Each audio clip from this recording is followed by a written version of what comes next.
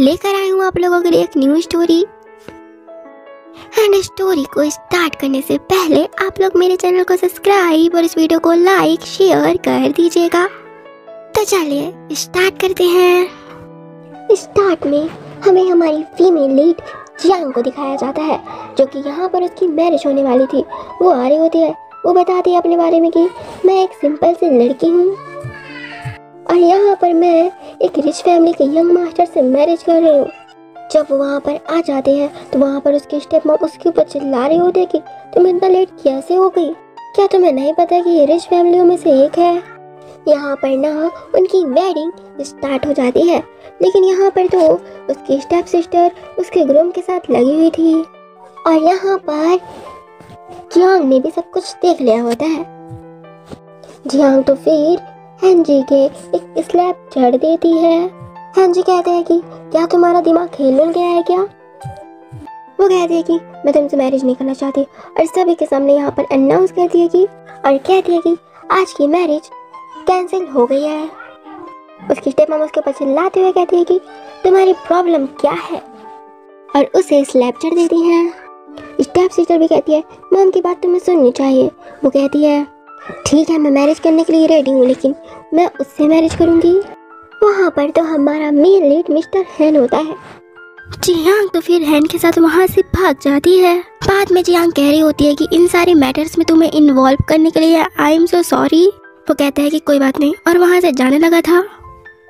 फिर जियांग उसे रुकने के लिए कहती है और मन में सोचती है कि अगर मैं वापस जाती हूँ तो उस गधे से मैरिज करने के लिए मुझे फोर्स किया जाएगा और वैसे भी ये पर्सन पुअर दिखता है और हैंडसम भी काफ़ी ज़्यादा है। वो कहती है कि क्या तुम मैरिड हो। वो कहता है कि नहीं। क्या तुम्हारी कोई जीएफ है। वो फिर भी कहता है कि नहीं। फिर कहती है कि क्या तुम मुझसे मैरिज कर सकते हो। मेरा नाम जियांग है और मैं 24 ईयर्स की हूँ और मैं एक फैशन डिज़ाइनर हूँ। वो कहता है कि मेरी मैरिज वैरिज करने का भी कोई प्लान नहीं है। इतने में ही उसे कॉल आती है, जहाँ पर असिस्टेंट बता रहा होता है कि आपकी मॉम हॉस्पिटल में एडमिट है तो आप जल्दी आएँ। वो वहाँ से भागते भागते जाता है। उसके पीछे पीछे जियांग भी आ रही होती है। बाद में वो अपनी मॉम के पास पहुँच जाता है। मॉम कहती है कि तुम ऐसे कपड़े क्यों पहने हो, तुम्हारी वजह से तुम्हारी आज की डेट बर्बाद हो गई। इतने में ही वहाँ पास आ जाती है जियांग। उसे देखकर मॉम कहती है कि तुम। मॉम कहती है कि अगर ये वहाँ पास ना होती तो मैं यहाँ पर आज ना होती। फिर हमें एक फ्लैशबैक दिखाया जाता है, जहाँ पर मॉम की रास्ते पर तबीयत खराब हो रही होती है। दूसरी तरफ जियांग भी जा रही होती है। वो देखकर उनकी हेल्प कर रही होती है। जियांग कहती है कि क्या आप बेहतर महसूस कर रही हैं। मॉम उसका ब्राइडल ड्रेस देखती हैं। फिर साइड पे हैन को ले गई थी। कहती है कि तुमने एक ब्राइडल को चुरा लिया। इतनी स्वीट सी लड़की के साथ अच्छा व्यवहार करना। और कहती हैं कि जब तुम इसे ले आए हो तो जल्दी से जाकर मैरिज सर्टिफिकेट ले लो। हैन कहता है कि मॉम नहीं, हम तो बस अभी अभी मिले हैं। मॉम कहती है कि इस तुम परलोक में हमेशा के लिए अकेले रहना चाहते हो क्या। और यहाँ पर रोते हुए एक्टिंग करने लगी होती हैं। वो कहता है ठीक है, मैं आपसे प्रॉमिस करता हूँ मैं लाइसेंस ले लूँगा। जियांग कहती है कि मैं अभी मैरिज करने की प्लानिंग नहीं कर रही हूँ। हैन कहता है कि तुम क्या चाहती हो। जियांग कहती है कि क्या ये एक प्रपोजल है। प्रपोजल की तरह तो नहीं लग रहा ये। मॉम कहती है कि ये मेरा बेटा कितना ज़्यादा इडियट है।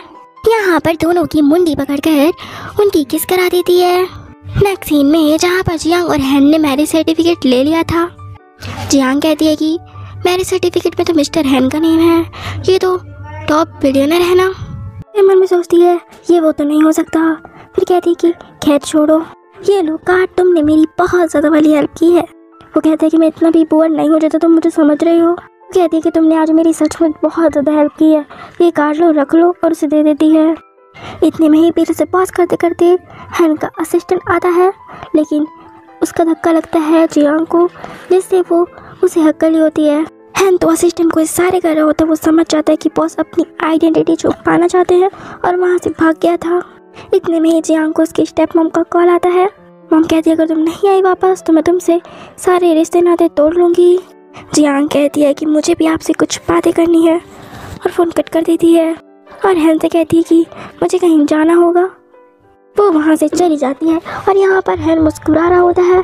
असिस्टेंट देखकर कहता है कि मैंने फर्स्ट टाइम बॉस को इस तरह स्माइल करते हुए देखा है। और असिस्टेंट से कहता है कि जाकर पता करो कि जियांग का आइडेंटिटी वगैरह क्या है, वो कैसे बिलोंग करती है। रास्ते में असिस्टेंट उसका सारे बायोडाटा बता रहा होता है जियांग का। कहता है कि वो एक फैशन डिज़ाइनर है, सभी लोकप्रिय ब्रांड जो है उसके काम के पुराने मास्टर चेंग की है। तो कहता है कि मैं उसे एक प्रोजेक्ट ट्रांसफ़र करना चाहता हूँ। असिस्टेंट कहता है कि टैंगन सबसे बड़ी डिज़ाइनर कंपनी है जिसकी कीमत चेन कंपनी से कहीं ज़्यादा अधिक है, आपको इस बारे में सोचना चाहिए। असिस्टेंट बता रहा होता है कि जियांग की मॉम बचपन से ही बहुत ज़्यादा स्ट्रिक्ट थी। दूसरी तरफ स्टेप मामा हेनजी बोल रहा होता है कि क्या वो वापस आएगी। मॉम कहती है कि वो वापस ज़रूर आएगी क्योंकि मैंने उसे इतने सालों से पाला जो है, मैं उसे बहुत अच्छी तरीके से जानती हूँ। फिर यहाँ पर जियांग आ गई होती है। हेनजी कहता है कि तुम मुझसे नील डाउन होकर माफ़ी मांगो, तो तुमने जो मेरे साथ किया मैं उसे भूल सकता हूँ और तुमसे कोई एक डेट में मैरिज कर सकता हूँ। जियांग कहती है कि लेकिन मैं तो ऑलरेडी पहले से ही मैरिड हूँ, और उन्हें अपना मैरिज सर्टिफिकेट दिखाती है। स्टेप सिस्टर कहती है कि क्या तुम पहले से ही रियलिटी में मैरिड हो? क्या तुमने उस भिखारी से शादी सच में कर ली? स्टेप मॉम कहती है कि इस पर कोई भी बिलीव मत करो, इसे मैंने तब से पाला है जब ये बहुत छोटी थी, पक्का इसने कोई फेक सर्टिफिकेट बनवाया होगा। जियांग कहती है कि खोल के देख लो। मॉम कहती है कि बकवास मत करो, सीधे हेनरी से माफ़ी मांगो। जियांग कहती है कि क्या आप एलिन के साथ भी इस तरह फोर्स करती हैं उसे माफ़ी मांगने के लिए? इतने में ही वहाँ पास मिस्टर हैन एंटर करता है और बहुत सारे गिफ्ट्स भी लाया था। मॉम तो देख रही होती है सारे गिफ्ट्स। हेनरी कहता है कि ये तो इम्पीरियल जेट है, मैंने इसे लास्ट ईयर फ्रांस में देखा था। इन नकली सामान से मिस्टर हैन बनने की कोशिश मत करो। जियांग कहती है कि मुझे और बकवास नहीं सुननी, और वहाँ से जाने लगी थी और कहती है कि ये सारे सामान को भी ले चलो। बाहर जाके जियांग कह रही होती है कि इसे किराए पर लेने में तुम्हारा कितना ज़्यादा पैसा खर्च हुआ है, मैंने तुम्हें जो पैसे दिए थे तुम इसमें खर्च कर रहे हो। वो कहते हैं कि मैंने तुम्हारे पैसे खर्च नहीं किए हैं, और कहता है कि ये गिफ्ट तुम्हारे लिए, तुम देख सकती हो। वो कहती है कि मैं ये बैंगल ले लेती हूँ। वो तो सस्ता समझकर ले ली होती है। फिर वो लोग वहाँ से चले जाते हैं और यहाँ पर एलिन खड़ी हुई थी। कहती है कि ये सारा कुछ ये लोग फेक प्रिटेंड कर रहे थे, मैं तुम्हें देख लूँगी जियांग। नेक्स्ट सीन में यहाँ पर जियांग और हैन डिनर कर रहे होते हैं। हैन तो यहाँ पर वो फूड खाने पर हिचकिचा रहा होता है।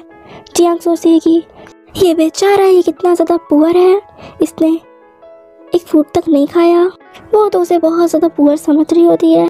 यहाँ पर जब हैन वो फूड को टेस्ट करता है उसे अच्छा लगता है, फिर वो खा रहा होता है। इतने में ही यहाँ पास एलिन और हेनरी टपक गए थे। एलिन कहती है कि तुम यहाँ पर रोड साइड पर डिनर कर रहे हो। यहाँ पर तो ये लोग काफ़ी ज़्यादा बकवास कर रहे होते हैं, और यहाँ पर एलिन ने जियांग का बैंगल भी तोड़ दिया था। इतने में ही हेनरी के फादर आ गए होते हैं। यहाँ पर वो जब हैन को देखते हैं तो उल्टा आकर हेनरी को स्लैप चढ़ देते हैं। हैन कहता है कि क्या सीए फैमिली इतनी ज़्यादा पावरफुल है? यहाँ पर फादर मिस्टर हैन से माफ़ी मांग रहे होते हैं। हैन कहता है कि माफ़ी की ज़रूरत नहीं है, लेकिन तुमने ये बैंगल जो तोड़ा है उसकी पेमेंट करो। वो कहते हैं कि इसकी कीमत 2 बिलियन है। फादर कहते हैं कि मैं ये 2 बिलियन की कीमत चुकाऊंगा। हेनरी कहता है कि 2 बिलियन ये इतना महंगा नहीं होगा, ये तो 200 रुपये का होगा। फादर उसे वापस से एक स्लैप चढ़ देते हैं, कहते कि चुप, और वहाँ से हेनरी को कान पकड़ कर घसीट के ले जाते हैं। जियांग तो यहाँ पर हेजिटेट हो रही होती है। हैन उसे देखकर कहता है कि मैं सिर्फ एक कर्मचारी हूँ, मैं हमेशा चैन फैमिली के साथ रहता हूँ, इसलिए उन्हें लगा कि मैं ही बॉस हूँ वहाँ का।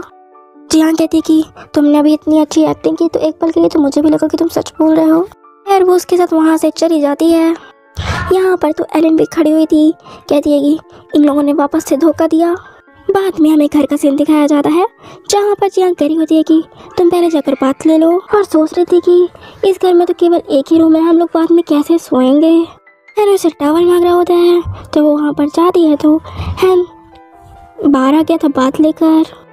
उसे देखकर जियांग वहाँ से भागने वाली थी, लेकिन इतने में उसका पैर स्लिप होता है, जैसे वो हैन के ऊपर ही गिर गई थी। इतने में ही इस पार्ट की एंडिंग हो जाती है। सो फ्रेंड्स, आप लोगों को ये स्टोरी कैसी लगी कमेंट में जरूर बताइएगा। एंड मैं इसका नेक्स्ट पार्ट जल्दी लेकर आऊंगी, तो प्लीज मेरे चैनल को लाइक, सब्सक्राइब एंड शेयर कर दीजिएगा। जब तक के लिए